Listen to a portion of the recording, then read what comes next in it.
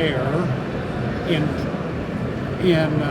metallic control has always been known in science as a phenomenon.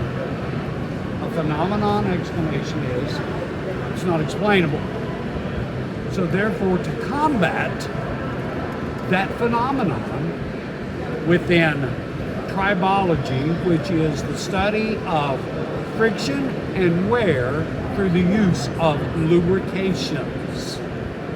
That has always been the only thing that you could ever combat friction and wear phenomenon with.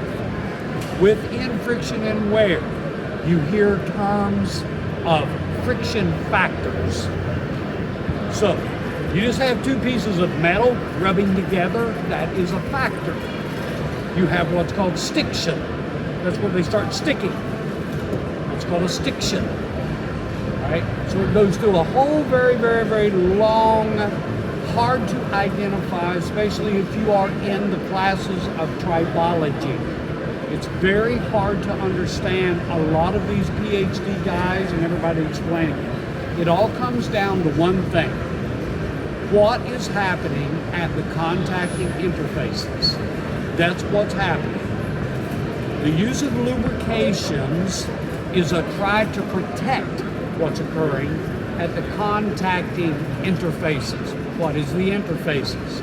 The interfaces is two contacting metal points, and we're dealing at the interface, which is microscopic. That is the peak of the substrate. The substrate of what? The imperfection of the machined piece of metal that you're trying to lubricate to reduce the heat. Okay, does everyone understand me on that? All right, so it has always been combated through the use of viscosity. Within every base petroleum-based oil, it is worthless without an LOA. That stands for lubricating oil additive. You are at the mercy of that LOA. What are we? We go beyond the reaches and possible capabilities of an LOA. LOAs, molybdenums, antimonies, silicons, everything. Now I'm going to speak to you on metallurgy.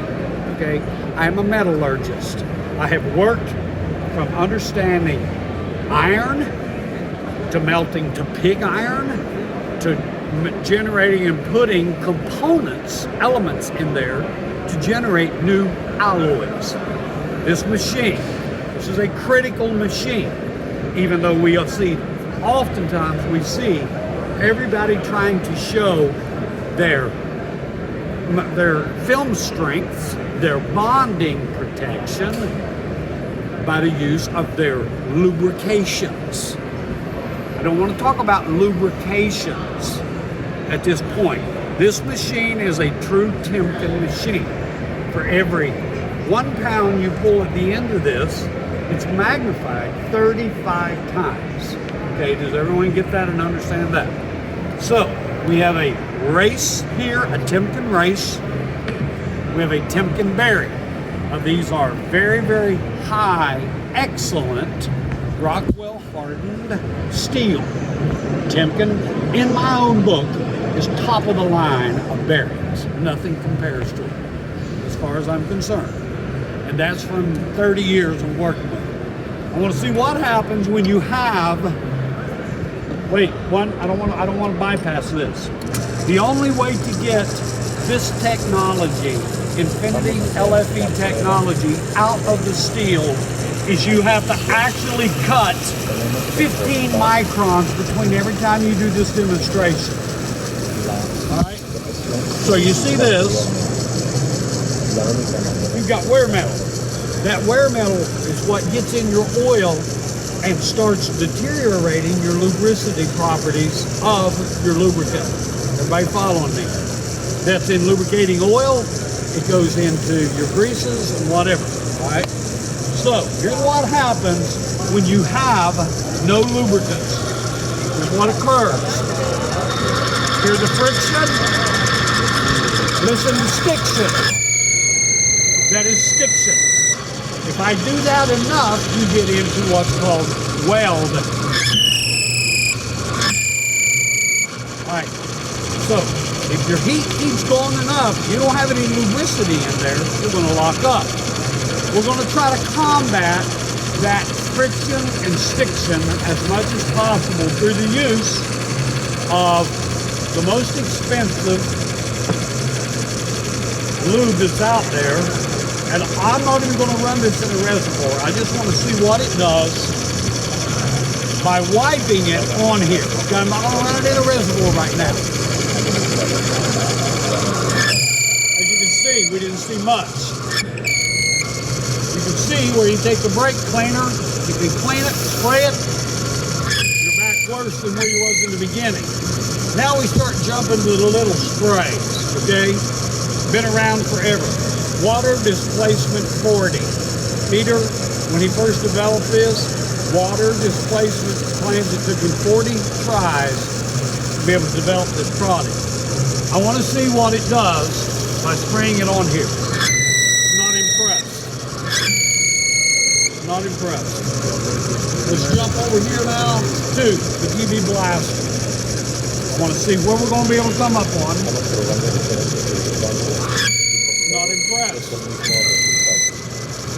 take the brake cleaner, I spray it off, and right back where you started. Every time that occurs, you're locking up and you're kicking out the metal. All right? That's where your wear comes from. Now we're going to jump right straight to this product. The product I developed from 1990 until 1998. I'm a tribologist, I'm a metallurgist, MIT, I worked with NASA, but this product right here was designed to help the marine industry on the Ohio River. I developed it to try to help increase the rebuild times on an E&D engine, a big 2-cycle to 5,000 horsepower. So this is the actual product that I developed here.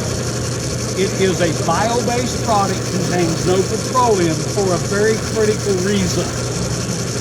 Probably get into that explanation a little bit later. This is in this. This is in our grease. All right?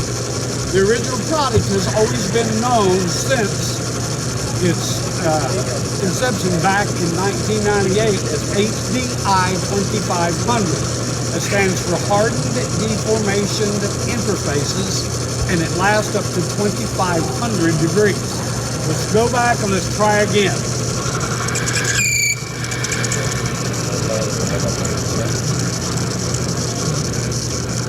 Now that alone is impressive. As a scientist myself, an ASTM specialist, I thought that is incredible. So in my laboratory the night that I finally figured out and decoded the formula to stopping friction and wear, I then went back that you've seen me use the brake cleaner, and I noticed this. How can that be? All right, now we're going to talk from a metallurgical perspective. What we're doing right there is we are actually increasing the hardness of the two contacting interfaces. Interfaces are microscopic.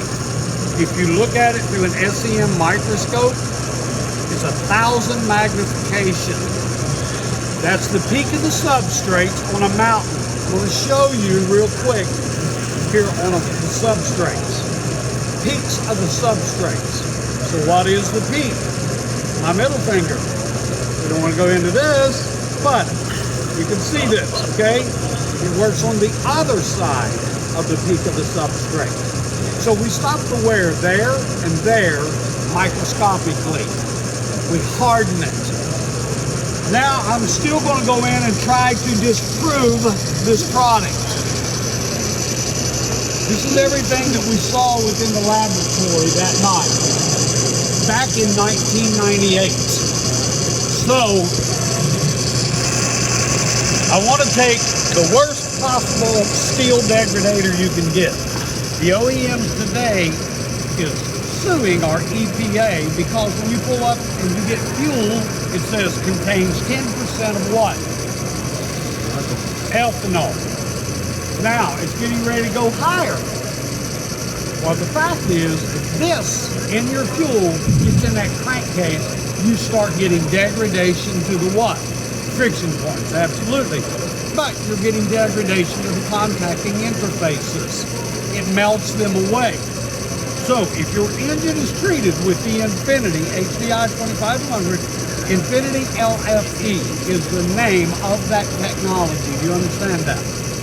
Okay, so we're going to put alcohol in this, and just like the old saying goes, don't try this at home.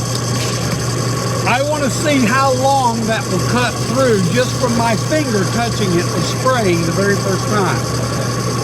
For every second I hold down, I am melting away a micron. I want to determine how deep I penetrated from the very first time that I sprayed it. Everyone follow me? Everyone understand? Here we go. 1, 2, 3, 4, 5. We went right straight back to what? Stiction. All right? Now, this product will use anything as a carrier. This is why it is science and not magic. It's metallurgical science. It'll even use the alcohol as a carrier, which is what I'm using in this. Okay? It is a special soy alcohol. So let's see what we got. Get the point? We're running in alcohol. Would you like to take a drink of this alcohol right here to see if it's really alcohol or not? I tell you what, there's one other way to test and see if it's really alcohol. Anyone want to doubt what the heat is going on here? I'd like to ask someone to come over and put their hand on top of that. Watch what happens whenever I put the oxygen to it.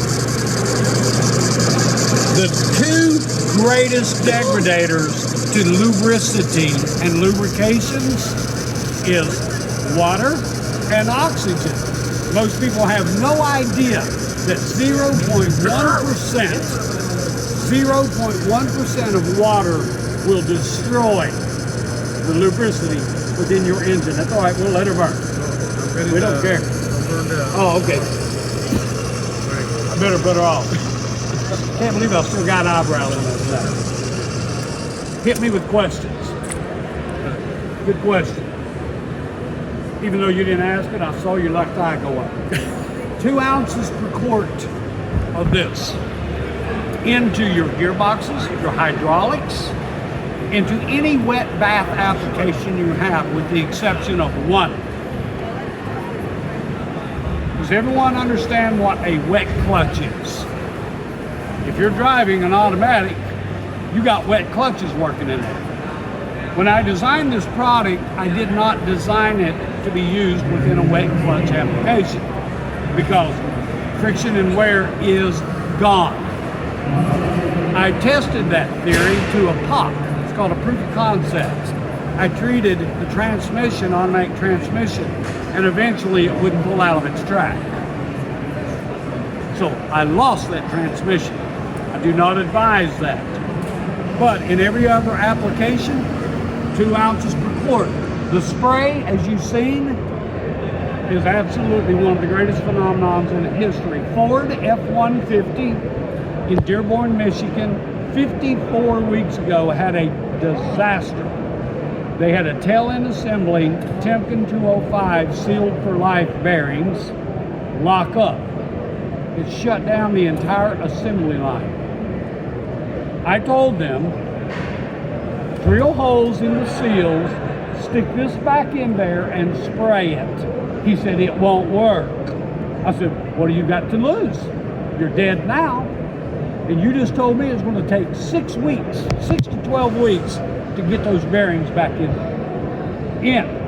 It's called disruption in supply chains. The whole world's in it right now. So try it.